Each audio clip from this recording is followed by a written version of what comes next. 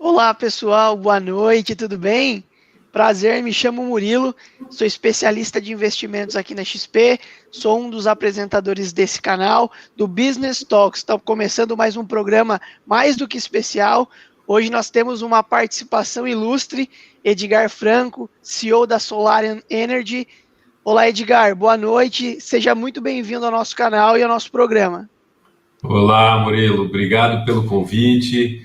É um prazer estar aqui falando com vocês. Enfim, vamos ver se eu consigo passar alguma coisa aí que seja interessante para a tua audiência.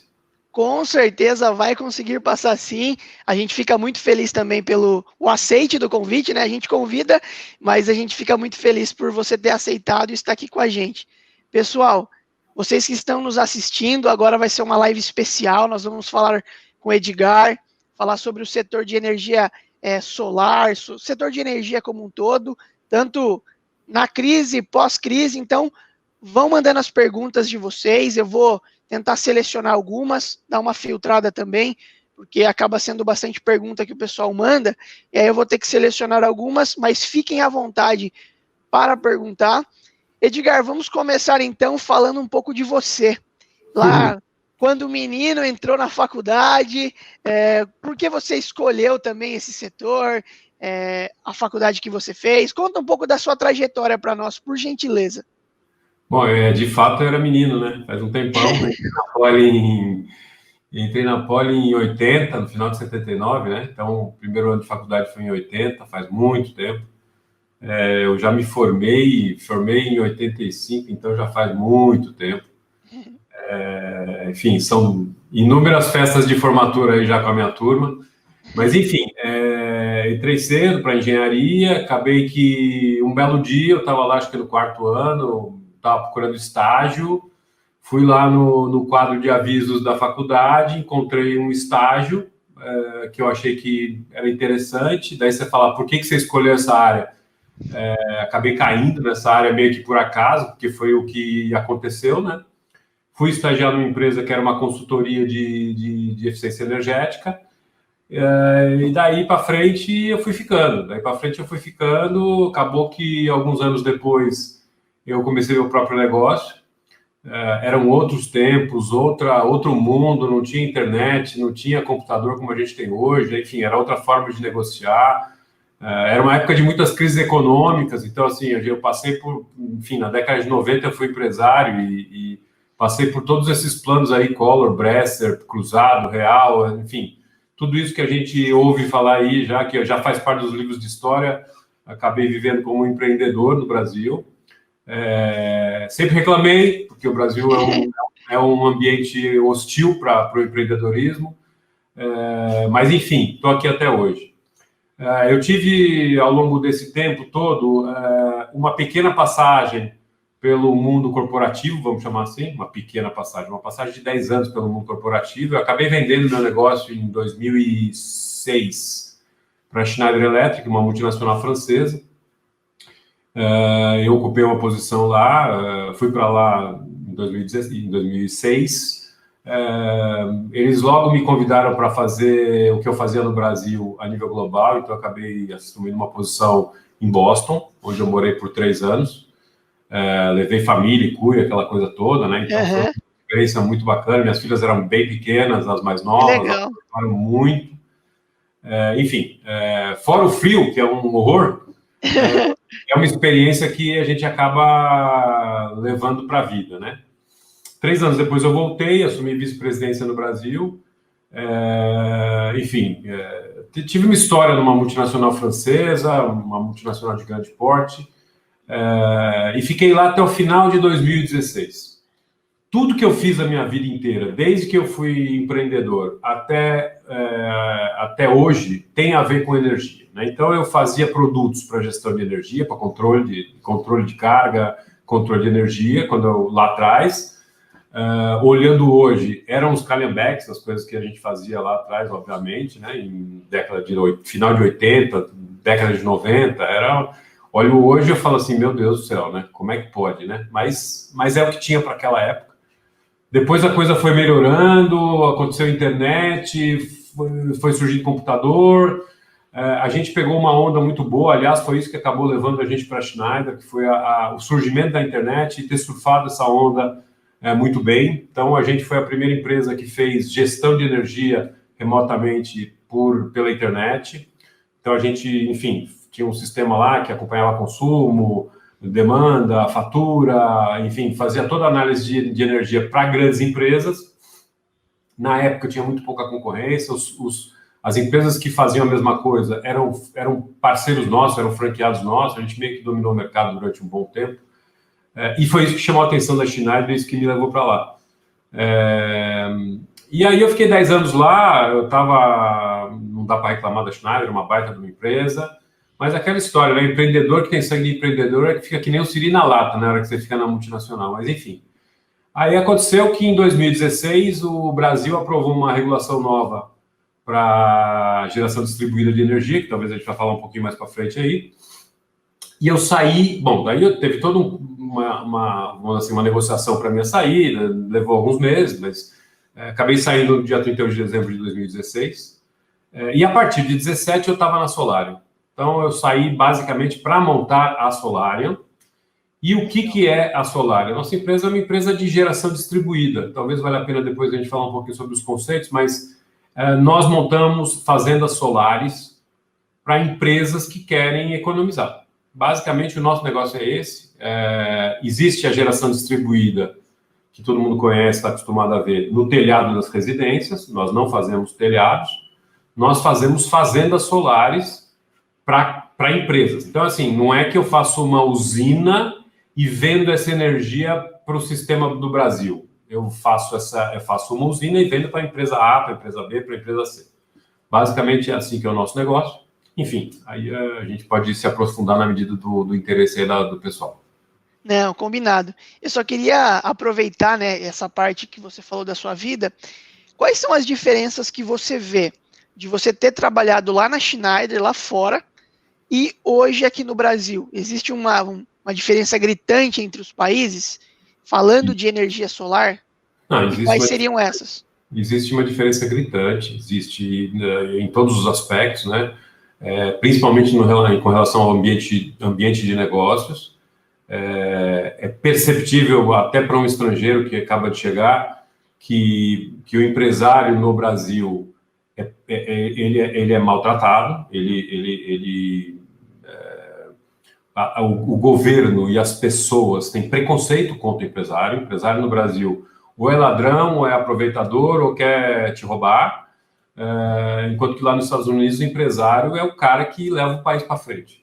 Então é completamente o tratamento, o entendimento, o respeito que as pessoas têm, não tem nada a ver uma coisa com a outra, e isso acaba se refletindo em todo o resto, né? Porque começa que os impostos, as leis trabalhistas, as leis tributárias, enfim, todo o ambiente de negócio, ele é feito para ajudar o empresário, enquanto que aqui no Brasil todo o ambiente de negócio é feito para sugar o sangue do empresário. Essa é a diferença, basicamente. Não, muito legal, né? É bom você abordar esses pontos, e o pessoal já está perguntando, eles querem saber um pouco mais sobre a sua empresa. Se você quiser entrar agora nos conceitos, faz o marketing da empresa para o pessoal aí. Vai que tem um empresário querendo. Não, vamos lá. Como eu disse, né, eu estou no ramo de energia solar. Na verdade, não é energia solar obrigatoriamente, mas quando eu falo de geração distribuída, que é essa modalidade onde uma empresa gera a sua própria energia e nem sempre é no seu próprio site. Então, por exemplo, o meu cliente, eu vou dar um exemplo, eu forneço para a Raia Drogasil, na rede de farmácias. A Raia Drogasil, ela tem inúmeras lojas, mas a maioria das lojas não tem telhado disponível para eu colocar lá as placas solares. Então, o que a gente faz? A gente busca um terreno, enfim, um terreno que seja adequado fisicamente e eletricamente, porque eu vou ter que construir uma fazenda solar e vou ter que ligar na rede da distribuidora local, que pode ser a Light, pode ser a Enel, pode ser a CEMIG, ou qualquer outra.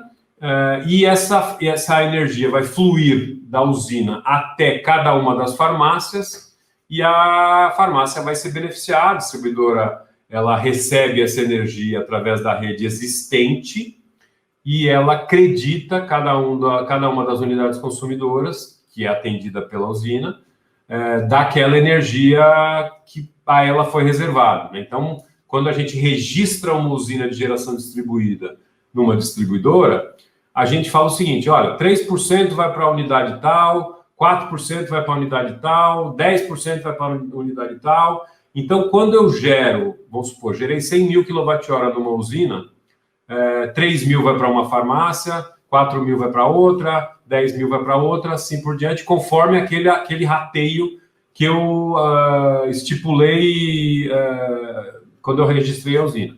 Esse percentual de rateio ele pode ser ajustado ao longo do tempo. Então, eu posso, mediante um aviso prévio de 60 dias, eu posso mudar esses percentuais de rateio. Então, basicamente, o que a gente faz a gente tem uma usina para atender um determinado cliente numa determinada região. É importante que fique claro que a geração distribuída ela acontece dentro de cada distribuidora. Então, por exemplo, se eu tenho uma usina na área da Light, eu não posso entregar a usina na área da Enel, e vice-versa. Tá? Então, usinas na Light atendem consumidores na Light, usinas na CEMIG atendem consumidores na CEMIG e assim por diante. Então, nós temos inúmeras distribuidoras no Brasil. Para atender uma grande corporação no país todo, você tem que ter usinas espalhadas por todo o território. A Solarium hoje, a gente tem 8 usinas, algumas prontas rodando e outras em operação.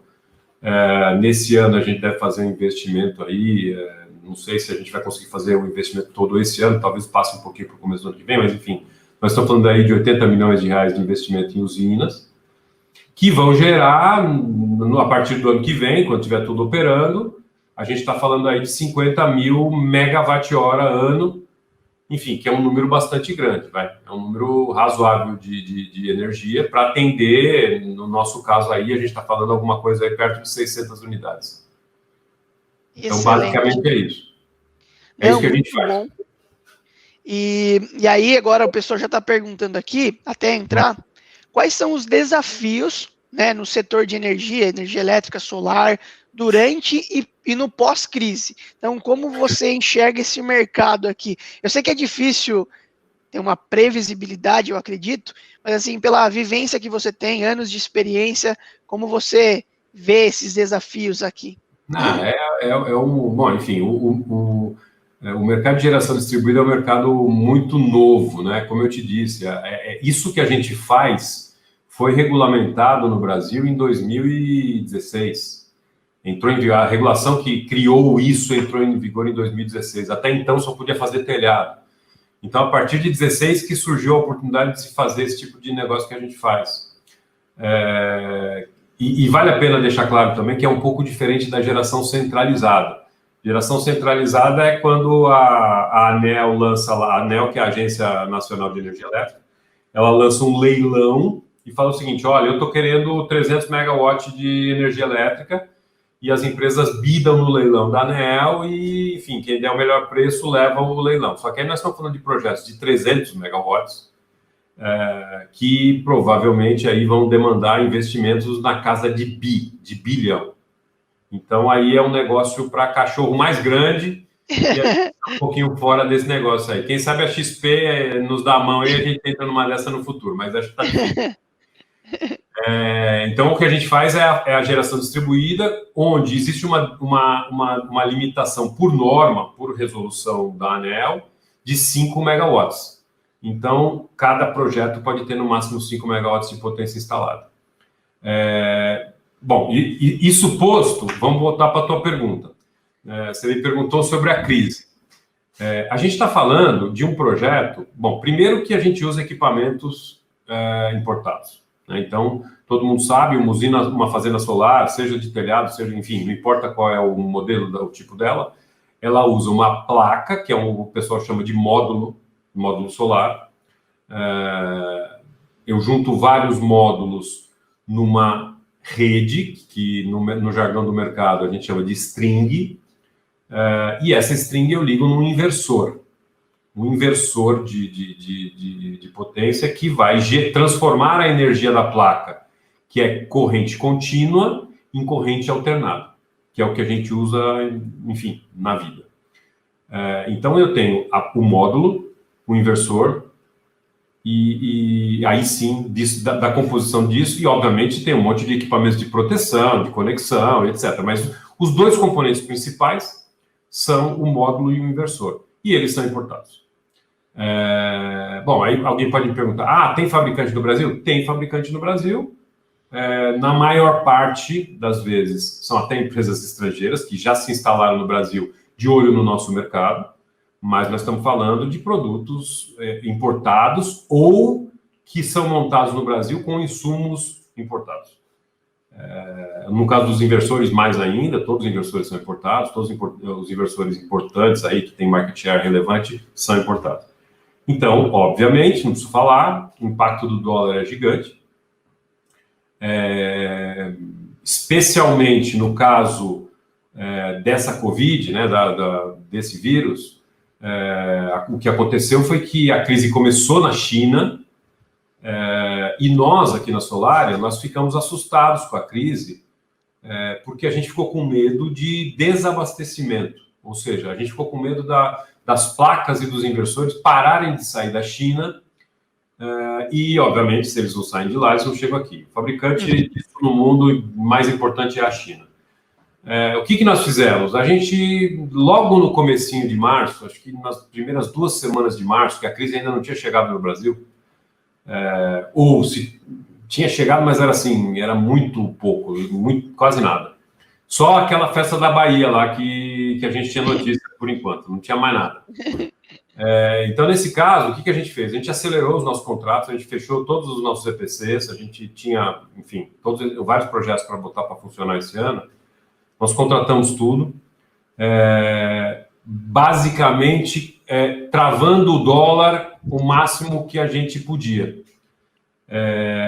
Mas a gente travou o dólar nem tanto porque a gente achava que o dólar ia subir do jeito que subiu. A gente travou o dólar porque a gente achava que não ia ter placa. Então eu falei assim, eu vou comprar a placa que já está aqui no Brasil, porque essa placa já está aqui. Pode ser que pare de sair navio da China, pode ser que pare de vir equipamento, então vamos fechar o negócio agora, com quem já tem o equipamento do Brasil, e daqui me entrega essas placas para eu poder fazer as minhas usinas. E foi isso que a gente fez. Então nós tivemos muita sorte, se a gente pode falar assim, porque por conta do desabastecimento a gente acabou escapando da alta do dólar. Tá?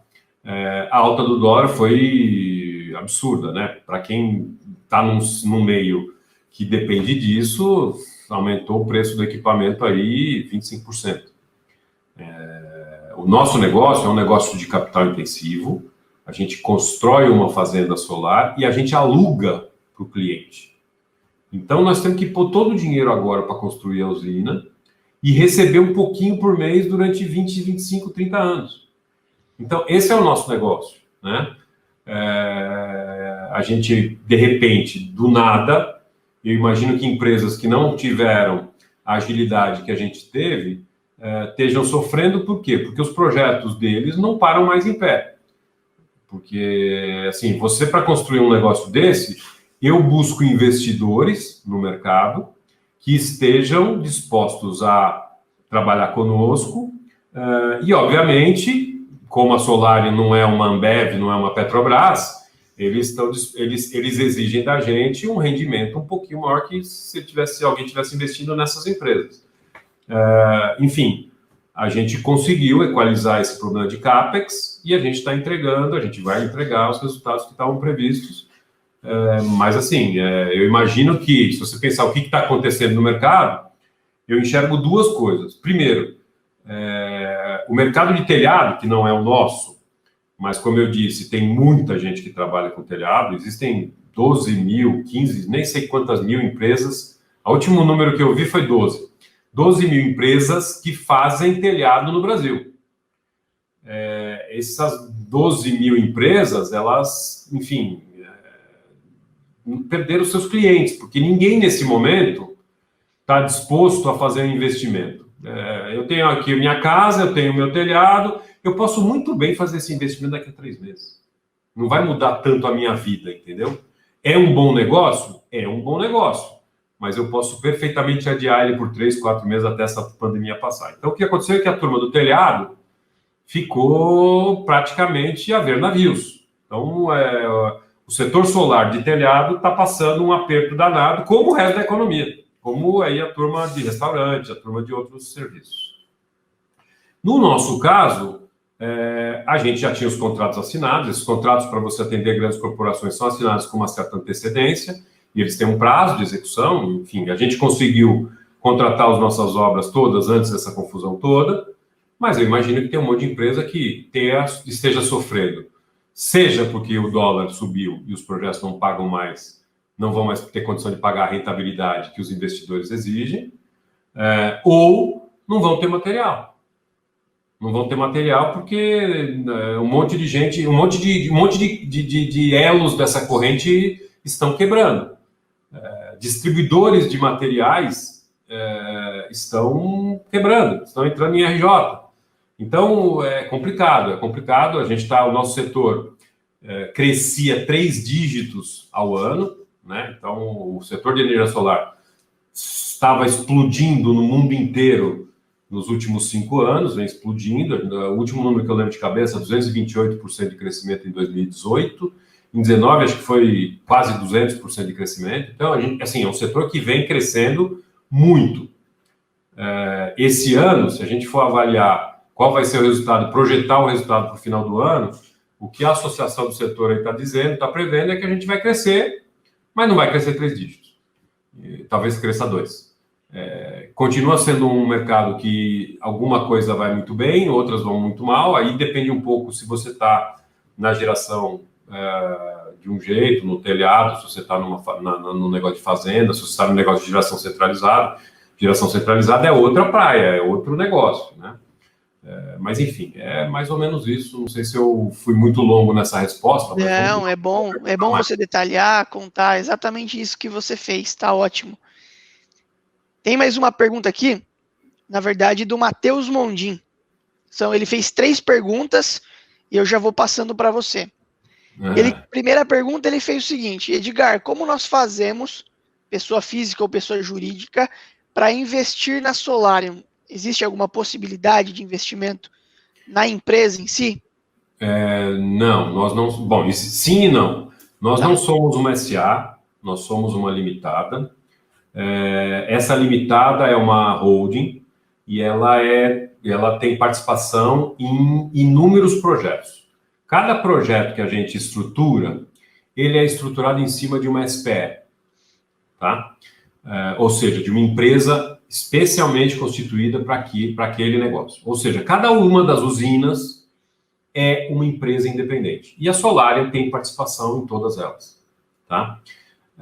Então você fala assim, posso investir na Solarium? Não é possível investir na Solarium, mas é possível investir nas SPS. Ou seja, é possível que a gente, amanhã, semana que vem, mês que vem, faça uma chamada de investimento para um determinado empreendimento. Esse empreendimento pode ser uma usina de 1 mega, de 5 mega, de 3 mega, pode ser em São Paulo, na Bahia, em Minas Gerais. Depende do cliente e depende da oportunidade. Hoje, todas as nossas usinas já estão o investimento já foi captado. Então, neste exato momento, Matheus, infelizmente, eu não tenho nada para você. Mas sim, a gente de vez em quando abre chamadas de capital para alguns empreendimentos. Muito bom. Ele mandou mais uma aqui, eu vou fazer 2, porque eu atendo ele aqui na XP. Ele é um dos investidores que eu atendo. Ronaldo também aqui mandou um parabéns para você aí. Também é um investidor que eu atendo aqui. O time está completo, está em peso aqui. Vamos lá. Ele perguntou o seguinte, Edgar: qual que é a viabilidade de produzir as placas e inversores com tecnologia nacional? Existem empresas que fazem isso, tá? Quando eu disse que a maioria era estrangeira ou tinha capital estrangeiro, enfim, existem empresas nacionais que fazem isso, mas elas representam uma fatia muito pequena do mercado, tá? O mercado de massa, vamos colocar assim, aquele que a gente vê a foto daquela usina bonitona, com milhares de placas e tal, aquilo é uma commodity. Aquela placa, ela é meio que uma commodity, entendeu? É um produto produzido em série e é preciso ter muito volume para se chegar num preço competitivo internacionalmente. Então, é possível acontecer produção no Brasil. Dificilmente, na minha opinião, a gente vai ter grandes players com tecnologia nacional. Acho que pode acontecer, assim como a Volkswagen veio para o Brasil, a Chevrolet veio para o Brasil. Pode ser que os grandes fabricantes de módulos e placas venham para o Brasil, alguns deles já estão aqui, mas eu acho difícil ser tecnologia nacional. Não, excelente, respondeu bem a pergunta. A Leiga acabou também complementando, você já acabou respondendo a pergunta dela, ela disse se tem empresa que vende essas placas e inversores aqui no Brasil. Que eu te disse, que monta no teu telhado, tem mais de 10 mil. Então, assim, é uma quantidade, eventualmente algumas agora vão passar por aperto, mas existem muitas empresas que fazem isso. Acho que o grande desafio hoje é você escolher uma legal, entendeu? Porque oferta tem de monte, tem muita gente entrando, enfim, quer dizer, tinha, né? Não sei agora nessa crise como que está, se muita gente está se aventurando para ser empreendedor, mas é um mercado que está bombando no Brasil, nos Estados Unidos, na Europa, na África, nos Emirados Árabes, em todo lugar do mundo. É disparada a fonte de energia que mais cresce no planeta. E quando a gente olha as projeções dos organismos internacionais, quando a gente olha os planos das nações, né, porque as nações vão lá na conferência lá do meio ambiente, lá na Conferência de Paris, e elas falam assim, minha energia vai crescer assim, assim, assim, nós vamos investir em tais e tais tipos de fonte. As energias renováveis, elas vão dominar o mundo nos próximos 20 anos, principalmente solar e eólica. Não que a hidráulica não seja importante, a hidráulica é muito importante, no entanto, você não consegue gerar energia hidráulica em qualquer lugar, você só consegue gerar energia hidráulica onde tem uma queda d'água. E esse potencial é muito mais limitado. Para vocês terem uma ideia, o potencial de geração de energia hidráulica no Brasil é 160 gigawatts. O de eólica, que é você tirar do vento, né? Tipo muitas vezes maior, 440 alguma coisa gigawatts. Então, portanto, é umas 3 vezes. Você consegue gerar o potencial brasileiro 3 vezes mais de eólica do que hidráulica. E todo mundo sabe aqui que o Brasil hoje vive de hidráulica, né? 60 e tantos % da nossa matriz hoje elétrica é hidráulica, mas a gente está quase que no gargalo. Nós estamos perto do limite. Dá para melhorar um pouco, mas é difícil.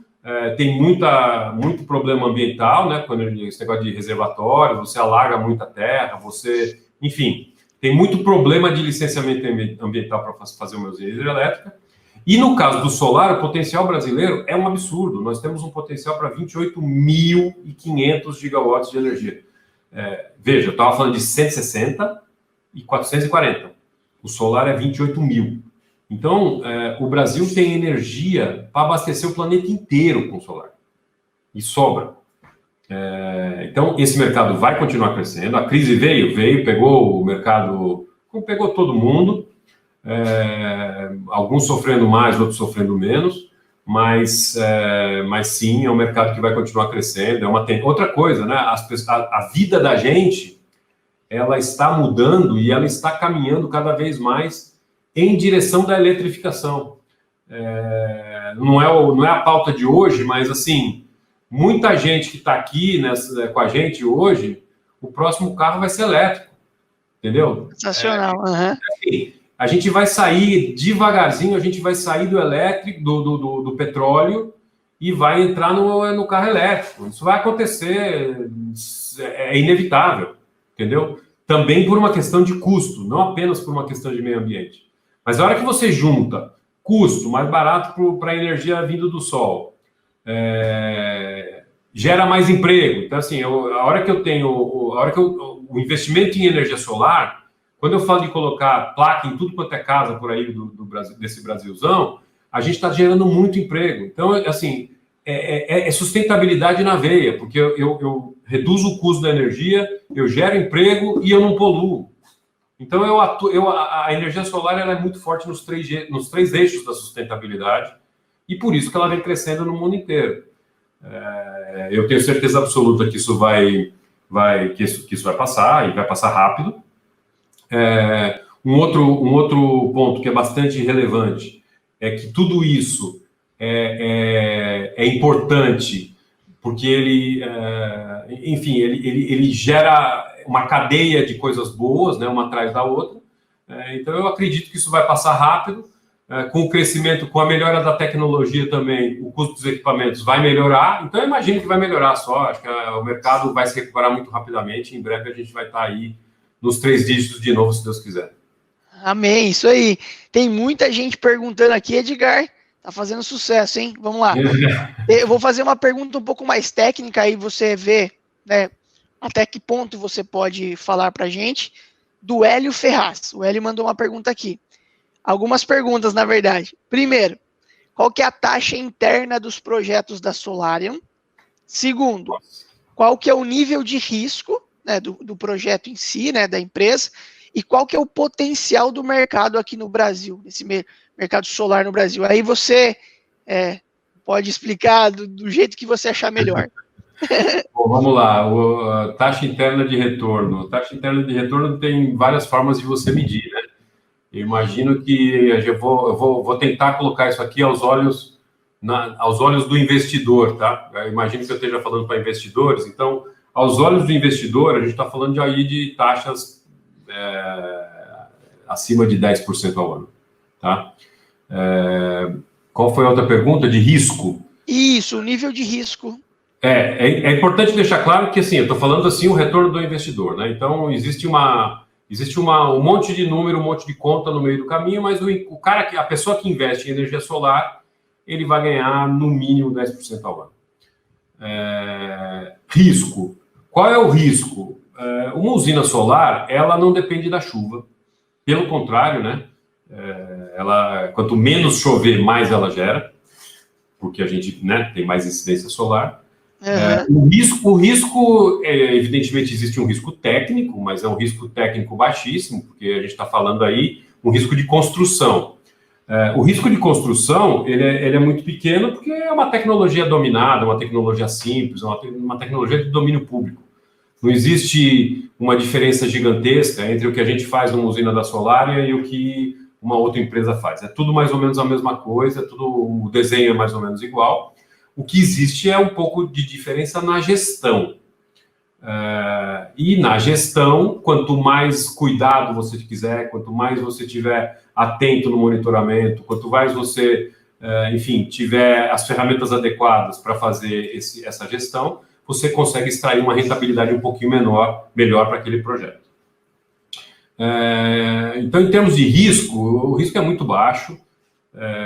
Não vejo risco de risco tecnológico. Existe uma dificuldade porque o Brasil está passando por uma revisão regulatória, então existe um pequeno risco regulatório, mas a gente ainda não sabe o tamanho dele e não foi definido ainda para onde o Brasil vai, mas assim, o mundo inteiro vai para uma direção de incentivo às energias renováveis. Duvido que a gente vá ter uma revisão regulatória que seja ruim para o mercado que gera tanto emprego, um mercado que atrai tanto investimento, né? A gente está falando aí de bilhões de investimento pulverizado em centenas de milhares de projetos. Então, eu falei do retorno, falei do risco. Qual foi a terceira pergunta mesmo? Claro, já falo agora. O potencial do mercado de energia solar aqui no Brasil. O potencial é praticamente infinito, eu diria, porque assim, a gente está hoje em dia, o Brasil é atendido com energia solar, com geração distribuída, menos de 0,5%. Então, a gente pode crescer absurdamente, né? Tem um caminho gigante pela frente. A gente está falando aí de um potencial enorme. Eu me lembro que em fevereiro, antes dessa história de Covid, a Absolar, que é a nossa associação, falava de gerar esse ano 200 mil empregos. Então, é muita coisa, é muito investimento que o setor atrai, porque todo mundo quer economizar e todo mundo quer ser um cidadão mais consciente, né? Então, é bom para o bolso, é bom para o coração, enfim, acaba sendo bem atraente o negócio. Excelente. Vamos lá, que tem bastante pergunta aqui, viu? Acho que não vai Vamos dar para lá. fazer todas, não, mas vamos lá. Tem um aqui, que esse daqui parece que conhece você há faz um tempo, quer ver? Ó? O nome dele é Daniel Euri. Parabéns ao Edgar, eu acompanho o trabalho há 35 anos. Pergunta: preço de energia sofreu uma queda brutal com o preço do petróleo. Você acredita que a tendência de preços é de queda com impacto nas taxas ROI? Essa pergunta é mais complicada aqui. Bom, vamos lá. Num cenário de curto prazo, num cenário de até 2 anos, a resposta eu diria que não. Eu diria que a tendência é de alta. Bom, primeiro, cumprimentar o Daniel, né, que é amigo meu há muito tempo. Foi meu sócio, inclusive, lá atrás, quando eu contei a minha história lá no começo, foi meu sócio bem lá no começo. Mas, enfim, eu acho que não, a tendência é de alta.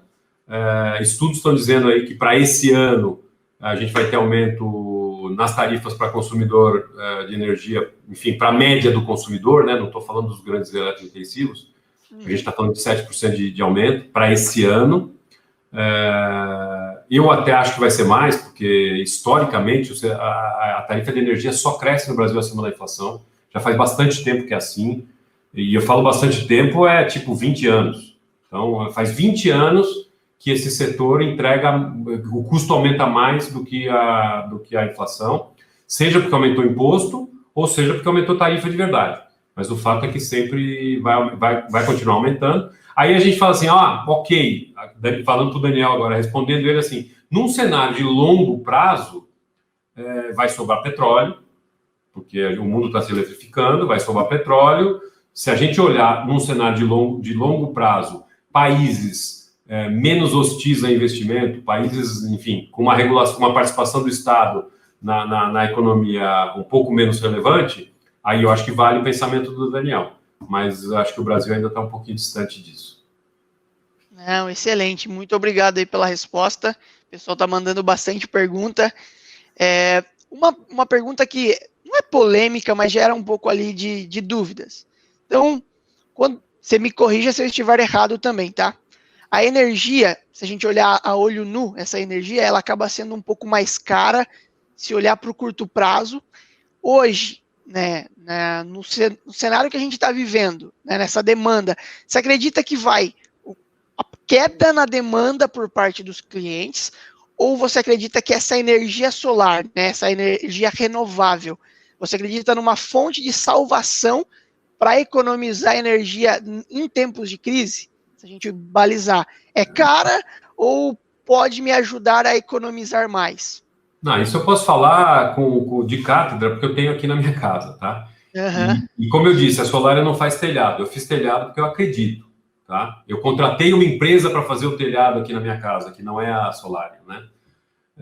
Enfim, eu sou do setor, eu conheço como funciona, eu sei calcular direitinho como é que vai ser o meu retorno, eu fiz o meu investimento e não me arrependo.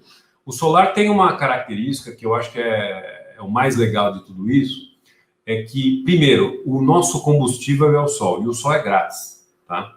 O sol é grátis, ele vem sempre, não existe nada que a gente possa fazer para evitar o sol.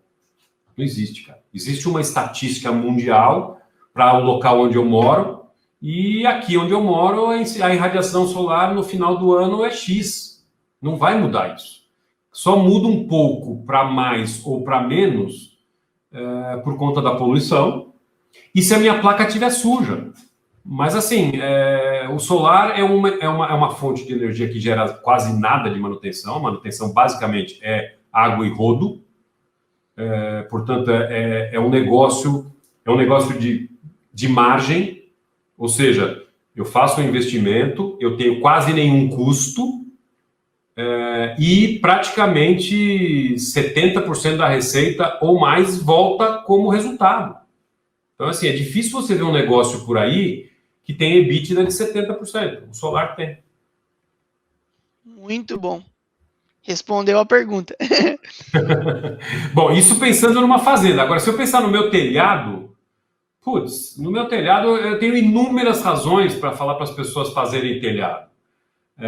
Mas vamos focar nas principais. Primeiro, a conta de energia vai cair 90%, se você dimensionar direitinho. Então, eu tinha uma conta de R$1.000 aqui em casa, caiu para 100, tá? Nossa. Fiz um investimento para isso? Fiz. Só que esse investimento vai se pagar em 5 anos. O meu imóvel se valorizou provavelmente mais do que o valor do meu investimento. E certamente, depois que eu tiver o retorno desse dinheiro que eu investi, eu passo a ter lucro de 100%. Então, depois de 5 anos, 6 anos, depende da região, o investimento vai levar 5 anos para voltar, 6 anos, pensando em telhado, né? São Paulo é uma região ruim, pode ser que leve 6 anos. Então, assim, depois de 6 anos, eu passo a ter energia muito barata aqui na minha casa, entendeu? Então, eu tenho uma casa razoavelmente grande e pago R$100 por mês de energia. E vou mais além, tá? A tecnologia segue evoluindo, as placas que eu vejo hoje no mercado são melhores do que eu tenho aqui já, porque eu já pus faz 2 anos e pouco. Então, as placas continuam melhorando. Daqui a pouco nós vamos ter bateria e, sinceramente, não sei se vai demorar muito para eu dar bye-bye para a Eletropaulo, não. Porque, assim, com um daqueles Powerball lá que já vende nos Estados Unidos da Tesla, eu ponho aqui, resolvo meu problema e, enfim, fico completamente independente. Excelente, hein? Tem mais perguntas aqui, eu vou fazendo para você. Vamos ver a próxima aqui. Aqui também. A Naibel perguntou: gostaria de perguntar ao Edgar como anda a regulação da geração distribuída. Sabemos que qualquer investimento só fica em pé se tivermos segurança jurídica. Então, como eu disse, a resolução que sustenta, todo o arcabouço jurídico que sustenta a geração distribuída foi criado em 2012, ele foi revisto em 2015 e ele está sendo revisto agora, tá? Esse processo se iniciou no final do ano passado, enfim, houveram audiências públicas, está tendo muita discussão, venceu o prazo para as contribuições para esse processo. Obviamente, todos os agentes do setor, a maioria deles, seja diretamente ou através das suas agências, das suas associações, fez as devidas contribuições. Essa discussão chegou no Congresso Nacional, coisa que é raro, dificilmente o Congresso Nacional discute assuntos de energia, se não for a favor da Petrobras, né? Enfim, a presença do Estado muito forte. Mas, assim, a discussão chegou no Congresso Nacional. E no começo desse ano, chegou no Palácio do Planalto. Acho que foi dia 6 de janeiro, se eu não me engano, o presidente da República assumiu uma posição dizendo que ele era a favor da geração distribuída solar, porque estavam querendo taxar o sol. Não sei se as pessoas aí ouviram já esse jargão. É claro que é um jargão, é uma expressão que a gente está usando para que as pessoas entendam o que está acontecendo. Mas, na prática, o que está se querendo é o seguinte: eu gero a minha própria energia, só que alguém quer ficar com um pedacinho dela. Então, essa discussão está em curso. Existem projetos de lei, existem vários projetos de lei que tratam, alguns diretamente sobre esse assunto e outros tangenciam esse assunto no Congresso Nacional. Recentemente, agora, nos últimos dias, o deputado Beto Pereira apresentou um projeto de lei para tentar regulamentar isso. Outros deputados, o Lafayette, de Minas Gerais, também queria apresentar um projeto, mas aí isso foi esse processo, essa articulação foi interrompida por conta do vírus e da pandemia. Mas, enfim, eu imagino que a hora que a situação melhorar um pouco e o Congresso puder tratar de assuntos que não sejam emergenciais, esse vai ser um dos primeiros um dos principais assuntos a ser tratados, porque ele interessa muito a gente e ele pode ajudar o Brasil na retomada. Tá? Então, o importante é que existe uma série de propostas no Congresso, a maioria delas a favor da geração distribuída solar, Mas é claro que existem sempre, em qualquer discussão, sempre tem gente a favor, gente contra, tem gente que quer, entre aspas, tem que falar isso claramente, entre aspas, taxar o sol, mas eu diria para você o seguinte, cara, vamos viver a vida, vamos deixar a energia solar crescer, o Brasil precisa de emprego, o Brasil precisa de menos CO2 na atmosfera, nós precisamos de investimento para retomar a economia, enfim, e a energia solar é um vetor que pode ajudar bastante o Brasil nessa retomada. Que legal, viu? Eu vou fazer mais 2 perguntas, a live já está chegando ao fim, mas eu acredito que são 2 perguntas muito boas para eu passar para você aqui. Primeira pergunta, o dinamismo das novas tecnologias com placas solares muito mais eficientes não é uma ameaça para um negócio que tem um capex elevado, precisa de multas pesadas de rescisão de contratual? Sim, claro que se eu faço um investimento, o meu investimento leva alguns anos para ele retornar. E amanhã alguém inventa uma placa solar biônica que produz 3 vezes mais que a minha, é óbvio que vai ser muito ruim. Só que, de um jeito ou de outro, a placa que eu tenho aqui no meu telhado da minha casa, ela vai continuar gerando energia até o fim da vida útil dela. E a gente está falando aí de 25, 30 anos. Óbvio que ela vai gerar só aquilo para a qual ela foi desenhada, para a qual ela foi construída. E no futuro surgirão placas mais modernas. Só que assim, eu tenho uma placa que está gerando lá 300 watts. Tá? Eu tenho uma placa de 300 watts aqui. Vem alguém e lança uma de 600. Eu não preciso ter uma de 600 no meu telhado. A minha de 300 watts lá já está resolvendo o meu problema e ela vai durar mais 20 anos. Eu só vou ter que trocar essa placa se ela queimar ou, sei lá, se ela começar a ficar feia, horrorosa, enferrujada, de modo que eu tenha que tirar e trocar ela para não desvalorizar meu imóvel. Mas, enfim, essa é uma componente que não acho que não deve ser considerada num ambiente como o que a gente está aqui hoje de negócios. Muito obrigado, hein? Para fechar aqui, o Matheus Mondin, ele me perguntou aqui, na verdade não perguntou para mim, né? Perguntou para você. Como está o avanço em termos de baterias? Há uma previsão delas se tornarem viáveis aqui no Brasil? E se você acredita em anos, se você pudesse falar em anos? Uhum. Bom, a bateria, assim como o solar, a tecnologia já existe, mas ela está vivendo aquele momento em que ele ainda tem um custo alto. Tá? Então, pensa que a gente passou por isso com a telefonia celular. Então, no começo, só podia comprar um iPhone quem fosse rico. Aliás, só podia comprar um telefone celular quem fosse rico. Com a massificação desse mercado, né, o volume do mercado foi aumentando, esse preço de produção foi caindo. A mesma coisa aconteceu com o módulo de energia solar. Já existem esses módulos que a gente vê hoje, já existiam similares a esse há 10 anos atrás, só que eles custavam muito caro. Então ninguém comprava, quem comprava eram os laboratórios, os centros de pesquisa e assim por diante. Esse volume de produção das fábricas foi aumentando, foi o tal do ganho de escala, o mercado ganhou escala e o módulo solar chegou num preço que, enfim, hoje é atraente.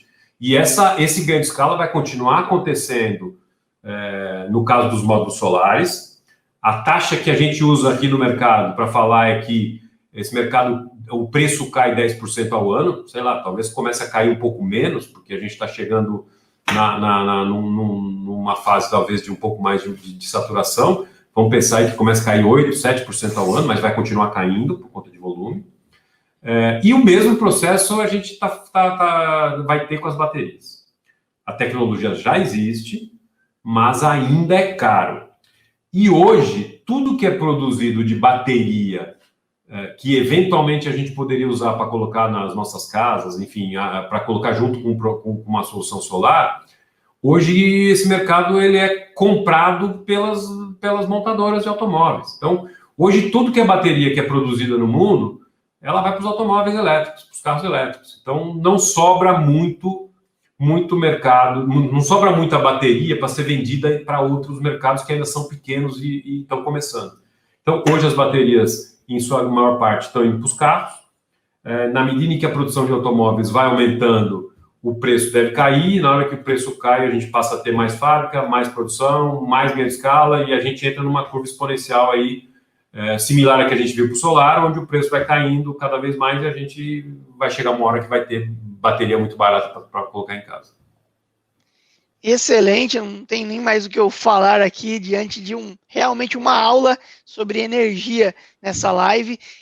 Infelizmente a live já está no final. Eu quero te agradecer, Edgar, pela gentileza de ter aceitado, né? O tempo é precioso, então de você estar aqui compartilhando tantos anos de experiência no mercado com a gente, com a XP, com, né, os nossos clientes aqui, todos que também se interessam por esse tema. Queria agradecer também todo mundo que mandou pergunta, que está assistindo. Se vocês gostarem, deixam aí o like no vídeo. Amanhã o vídeo já vai estar disponível no canal. Agora vamos fazer um marketing aqui, né, Edgar? Vamos dar um like aí. Isso, dá um joinha, like, compartilha, fala pro pessoal dessa live aqui. Eu vou também postar lá no LinkedIn. Todo mundo aqui da XP vai postar também, marcar o Edgar lá. Edgar, se você quiser finalizar essa live, porque a live é sua. Cara, eu queria agradecer aí a oportunidade de estar falando para todo mundo aí. É um tema ainda, vamos dizer assim, especialista. Pouca gente conhece o assunto, apesar de muita gente já estar falando de solar, ouvindo falar de solar e tal. Mas é um assunto que vai ganhar corpo. Assim que passar essa pandemia aí, assim que melhorar a situação, a gente vai ter essa discussão no Congresso.